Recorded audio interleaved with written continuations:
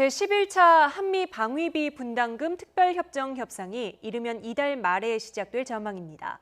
내년 이후 우리나라가 부담할 주한미군 분담금을 정하는 자리입니다. 도널드 트럼프 미국 대통령이 방위비 대폭 인상을 직접 압박하고 있어서 협상은 난항이 예상됩니다. 왕선택 통일외교 전문기자의 보도입니다.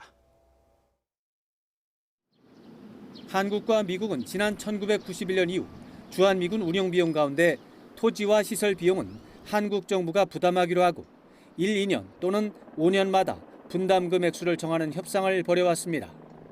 1991년에 1,073억 원을 제공했고 올해 2019년에는 1조 389억 원을 부담해 약 30년 만에 1000% 가깝게 늘어났습니다.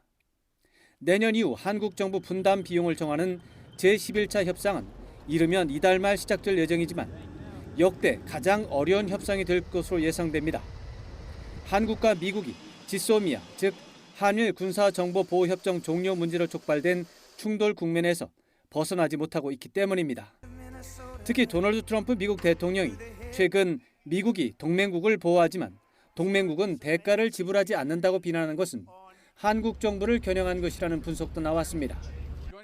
미국은 지난해부터 주한미군을 운영하는 직간접 비용이 연간 50억 달러, 우리 돈으로 약 6조 원 안팎이라면서 획기적인 증액을 요구하는 입장을 전해온 것으로 알려졌습니다. 이에 반해 우리 정부는 공정하고 합리적인 수준의 분담금만 부담한다는 입장이어서 협상 난항은 피할 수 없는 것으로 관측됩니다. 방위비 협상은 본격적인 실무 협상에 앞서서 문재인 대통령의 유엔 총회 참석을 계기로 열리는 한미 정상회담이 중대 분수령이 될 것으로 예상됩니다. 한편 정부는 11차 협상 수석 대표로 외교부 출신 대신 기획재정부 간부 출신을 투입하는 방안을 검토하는 것으로 전해졌습니다.